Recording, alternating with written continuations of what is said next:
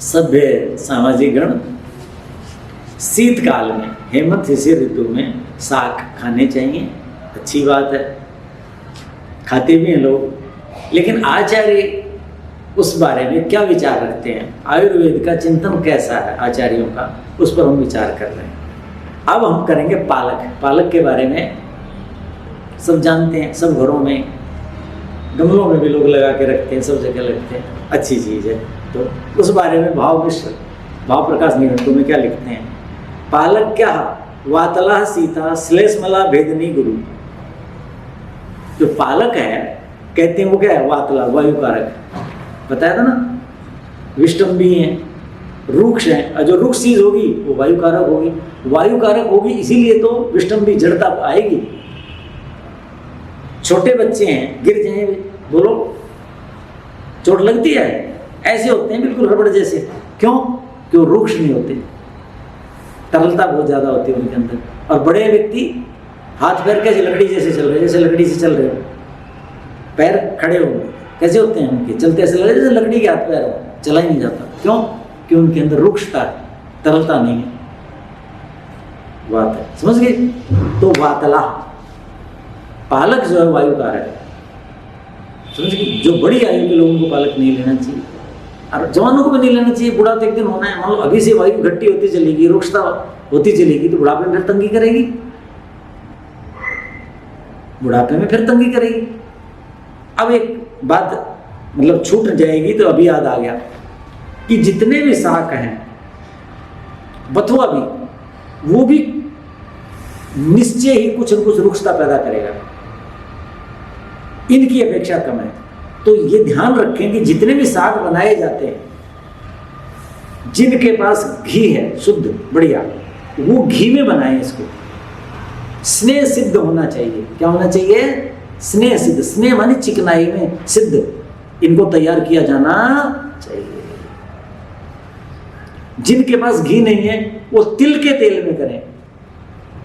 तिल का तेल बाजार में 550 600 रुपये मिलता है मुझे, जो निकालता है, बोले इससे कम पड़ता है नहीं मुझे। भाई कोई बात नहीं, यदि इससे कम मिलता है 500 से कम, इसका मतलब मिलावट है, क्योंकि बेचने वाले को उतने में पड़ ही नहीं सकता। तो फिर तिल का तेल है, उसके बाद सरसों का तेल है। यही तेल खाने चाहिए जो दूर से बाहर से आ रहे हैं, पाम ऑयल, बनाना, नारियल, वो हमारे उत्तर भारत के यहाँ के नहीं। जो जिस क्षेत्र में रहता है उस क्षेत्र का तेल है। जैसे मूंगफली है, गुजरात में ज़्यादा होती है, मध्य प्रदेश में है, तो वो लोग वो खाएं। केरल है, तटीय प्रदेशों के लोग हैं, वो कौन सा तेल खाएं?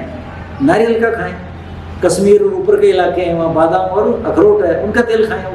वो घी वहाँ होता नहीं, मत खाएं। जहाँ जो स्नेह होता है, चिकनाई होती है, वो वहाँ के लिए सबसे उपयोगी है। मैं जो चिंतन करता हूँ, क्योंकि हरियाणा में रहता हूँ, उत्तर पश्चिम भारत में पशुपालन खूब होता है, खेती खूब होती है, तो यहाँ घी ज़्यादा खाया जाता है, तेल कम खाया जाता है, इसलिए कह रहा हूँ। तो पहले घी, इसलिए पहले कह रहा हूँ। लेकिन जहाँ घी होता ही नहीं, मान लो हमारा व्याख्यान कोई जम्मू कश्मीर से ऊपर का आदमी पढ़ता है, सुनता है, उनके यहाँ तो गाय भैंस नहीं है, मान लीजिए, होती नहीं, बर्फीला इलाका कम होती है, अखरोट होता है, तो अखरोट के तेल में करे वो। गुजरात में पशुपालन भैंस आदि कम है, महाराष्ट्र आदि में, आंध्र वगैरह में, तो वो क्या करें? वहाँ जो तेल है, मूंगफली का है, तिल का है, वो करें, जो जहाँ की प्राकृतिक उपज है। तो घी, तेल, ठीक है कि नहीं? तो ये चीजें करनी चाहिए। तो क्या कहा उसमें बनाए, कल स्नेह सिद्ध में क्या कहता? स्नेह सिद्ध, स्नेह में, चिकनाई में तैयार किया जाना चाहिए। किसको? साग को। तो आपको ये दोष कम लगेगा, क्योंकि रुक्ष है, रुक्षता कम हो जाएगी, वायु कम होगी, ये चीज।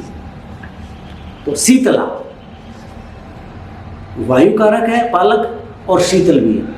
अब इस ऋतु में शीतल, जो चीज खाने के बाद शीतलता दे, तो खाओगे क्या? तो नहीं खानी चाहिए। तो उसमें गर्म चीज डालो, फिर गर्म मसाले डाल लो, या वो डालो, जैसे बथुआ डाल लो, थोड़ा सा, बथुआ गर्म होता है। सरसों डाल लो, सरसों का क्या होता है? गर्म होता है, लेकिन सरसों में रुक्षता है और कई चीजें हैं, तो इसलिए उसमें क्या करो? घी अच्छी मात्रा में डाल लीजिए, ताकि सरसों के दोष दब जाएंगे, पालक का लाभ मिल जाएगा। ऐसी व्यवस्था बना सकते हैं। तो शीतल होती श्लेष्मला, श्लेष्म किसे कहते हैं? कफ, कफ पैदा करने वाली। भेदिनी गुरु, समझ गए, हमारे शरीर का भेदन भी करती है, या शरीर की धातुओं को, धातुएं कैसी होनी चाहिए? संगठनात्मक होनी चाहिए, उनका भेदन करती है। या हो सकता है मल का भेदन करती हो, भेदन उस अर्थ में भी आ सकता है। भेदन का मतलब कि जिसके शरीर के अंदर, जैसे क्या होता है कि सोच किसी को कठोर आती है, किसी को तरल होती है, तो उस दृष्टि से, भेदन की दृष्टि से मल के लिए भी आता है।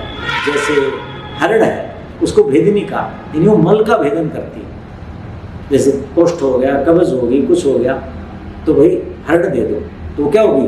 उसका भेदन करेगी मल का, और भेदन करके तरल करके उसको बाहर फेंक देगी, तो वो रेचक है, कब्ज को दूर करती है। उस अर्थ में भी हो सकता है। किस अर्थ में? भेदनी का मतलब भेदन करने वाली। गुरु, भारी पचने। तो बड़े दोष क्या है इसके? वायु कारक है, शीतल है, और गुरु भारी है। कफ, यदि जिनको कफ है, खांसी जुकाम वगैरह, वो न खाएं। और जिनके पित्त और वात की प्रकृति है, तो वात का इसलिए नहीं खाएंगे, वायु पहले बढ़ाती है। तो पित्त प्रकृति के लोग इसको ले सकते हैं, ताकि उनको शीतलता न लगे और उनको कफ मिल जाएगा, तो पित्त शांत हो जाएगा। विष्टम्बिनी, देखो विष्टम्बिनी का मतलब वही हुआ पहले जो आया था। सारे साग क्या है? जड़ता पैदा करते हैं, ये जड़ता पैदा करती है। तो जिनके शरीर में वायु है, जो बड़ी आयु के लोग हैं, पहले लकड़ी जैसे हाथ पैर हो रखे हैं, फिर खाएंगे तो हो जाएंगे। कि मूली का, मूलक, जब मूली से पैदा हुआ जो नया पत्ता है, कच्चा कच्चा जो पत्ता है, वो कैसा है? पाचन शक्ति को बढ़ाता है, लघु हल्का होता है, रुचि पैदा करता है, उष्णम गर्म होता है। मूली का कंद नहीं, स्नेह सिद्धम त्रिदोष घनम। अब मूली की भुजी बनाते हैं सामान्यतया लोग, तो मूली का कंद और पत्ते दोनों डालो और उसको घी में या तेल में, स्नेह जो चिकनाई है उसमें उसको तैयार करो। सारे साग ही करने हैं, लेकिन ये विशेषकर करने हैं, क्योंकि इसमें जो कंद है वो कठोर होता है, उसको समय भी लगता है, और वो जलीय अंश बहुत ज़्यादा है, और वो अफारा करता है मैंने कहा। तो उसको जो भुजी बनानी है, तो घी और तेल में जरूर उसको कुछ कर लें। स्नेह सिद्धे लेना चाहिए। त्रिदोष घनम, तीनों दोषों को दूर करने वाली है मूली। यदि किस में करोगे? स्नेह सिद्ध करोगे, चिकनाई में तैयार करोगे, दोनों चीजों, कंद और पत्ते। और सीधा खाओगे तो फिर मैंने कहा अफारा करेगी, कच्ची। लस्सी दही के साथ तो खानी नहीं, और मूली को दूध के साथ खाओगे तो कुष्ठ हो जाता है। कुष्ठ का मतलब समझ रहे हो? रक्त दूषित हो जाएगा, फिर त्वचा खराब हो जाएगी, तरह तरह के विकार आ जाएंगे। तो मूली को दूध, मान लीजिए आपने घर में भोजन बनाया, किसी के लिए कोई आया, खीर भी बना दी और मूली का सलाद रख दिया, तो आप तो उसके साथ शत्रुता कर रहे हैं। एक तरफ तो खीर खिला रहे दूध की, और ऊपर से मूली का सलाद खिला ना। खीर के साथ केवल मधुर रस दूध के साथ है, पांचों रस नहीं खाने। खीर जब खा रहे हो तो सलाद लेनी, सब्जी लेनी नहीं, अलग रखो, खीर को बाद में खाओ, फिर कभी खाओ। तो मूली के साथ तो विशेष कर कुष्ठ लिखा है, आचार्यों ने सब ने लिखा है। तो लस्सी दही के साथ बिल्कुल नहीं खाना, दूध का तो मतलब ही नहीं। असिद्धम कफ पित्तकृत, यदि मूली को तेल में स्नेह सिद्ध नहीं करोगे तो क्या होगा? कफ और पित्त को बढ़ाएगी। ये मूली का मैं समय बता दूं, मेरी दृष्टि में मूली का जो समय है, मूली में क्या होता है? कटुक रस होता है, न तिक्त रस भी होता है, और शीतल भी होती है। तो जब पित्त कुपित होता है, कब होता है? सितंबर अक्टूबर में, यानी 20 अगस्त से 20 अक्टूबर शरद ऋतु है। शरद ऋतु समझ रहे हैं ना? वर्षा के बाद और हेमंत से पहले जो आती है वो ऋतु, सितंबर अक्टूबर इसलिए बोल रहा हूँ अंग्रेजी में। उस समय की जो मूली है वो सबसे ज़्यादा लाभदायक है, पित्त को शांत करेगी, बहुत अच्छी होती है। तो 10 या 20, मेरी दृष्टि से 20 सितंबर से जब शरद ऋतु का उस पर चंद्रिका का प्रभाव पड़ लेगा तो और शीतलता आ जाएगी, ठीक है? उस समय से लेकर के 20 अक्टूबर तक, समझिए कि नहीं, मध्यम श्रेणी की। ठीक है।